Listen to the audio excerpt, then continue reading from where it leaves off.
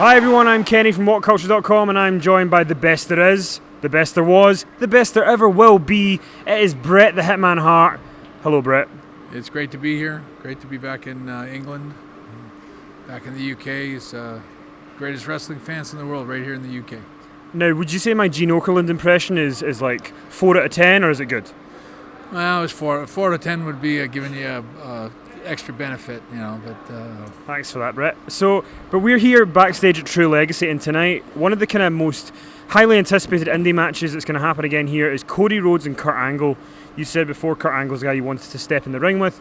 Are you looking forward to that match and getting to see these guys tear it up? It's going to be a great match, you know. And you know the thing about Kurt Angle is that he's like the one guy I always thought I missed. My kind of wrestler, my style wrestler, the one guy that I wish I had worked with. But in saying that, Cody Rhodes, talk about the excellence of execution. This guy, every move, you know, people ask me how to do moves and stuff. I tell them, watch Cody Rhodes. He does everything perfect. He's the excellence of execution of his era, really is.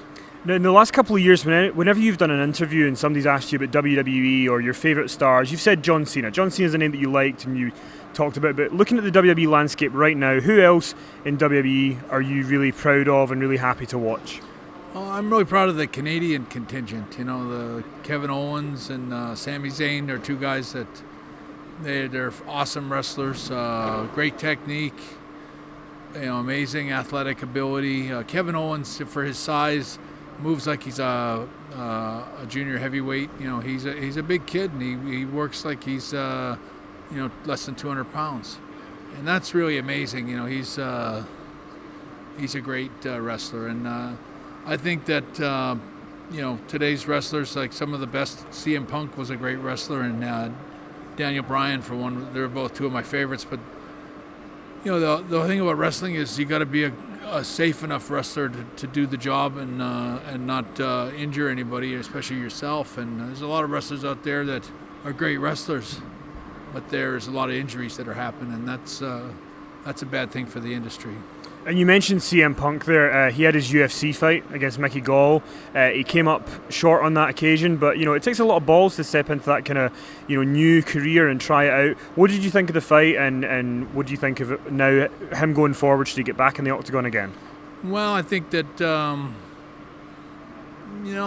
there's a lot of weight on him and I don't know that that they maybe could have prepared him a little better. I think the wrestling aspect of his UFC match was lacking a little bit, but you know it's I kudos to him for having, like you said, having the balls to go in there and try something new, try something different, and I don't think it's over for him. I think that he's a guy that's very determined. He was determined for this, and I'm sure it was a big letdown for him to lose the way he did, and I think he's determined to come back and at least show people that that he can do better than what people think. And another one of your great opponents over the years was the Undertaker. You know, the famous match at SummerSlam '97 that you had. A lot of rumours that Undertaker's now retired or he's not going to come back. His last match was at WrestleMania with Shane McMahon. Do you think that's the way he should go out, or is there another opponent / match that you would like to see him have to finish his career? You know, it's all a question of how he feels. You know, if he's feeling good, and I don't know how he's feeling because I haven't talked to him in a long time, but you know, he's a great wrestler, and if he wants to come back, I'm sure he'll come back. If he doesn't want to come back, you know, he's paid all the dues that he needs to pay. He's overdue to pack it in, so it's up to him. I mean, if he thinks he can come back and have another match, and judging by the way he's worked the last 2 or 3 times I've watched him wrestle, he's as good as he ever was, and he's one wrestler that seems timeless. You know, he hasn't never gotten any older or rustier in the ring. He's still taking a lot of hard falls and going 100 miles an hour in there, and I think he's one of the greatest wrestlers that ever put on a pair of wrestling boots. I just think he's a phenomenal wrestler, and I got nothing but respect for him. If he ever comes back into the ring, good on him, because he's done all he needs to do. And last question, we are here in Manchester. You've had a lot of memories here in the UK. Favourite wrestling memory in Manchester? I think my favorite match here would probably be with my brother Owen. I'm just thinking, I remember we had the WrestleMania 10 match, and as soon as that match ended, or a few days later, we came to England. And I think the matches that I had on that tour, and that I think it was the Heart Attack tour, I think the matches on that tour were better than the WrestleMania 10 match. They were better matches. We had better timing. The thing about the WrestleMania match was, and it was a great match, is we only had one. That was our first match.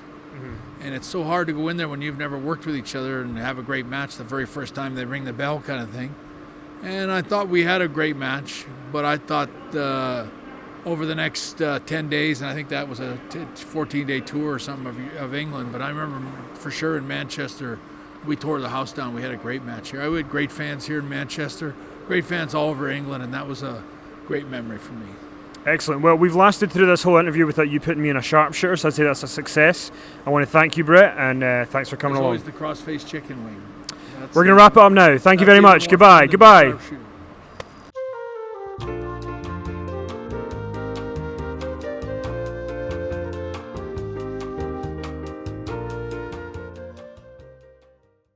Join WhatCulture Extra today for just $6.99 a month. What do you get for that price? You get extra lists, extra pipe bombs, extra booking videos. You get WCPW episodes in their full unedited form and a day early. You get pay-per-views included in that price. You get live streams. We're live streaming Raw and SmackDown every single week. Also, if you join in the first 7 days, you get a week's free trial. You can see what it's like and you can quit at any time. For more information, go to whatculture.com/extra today.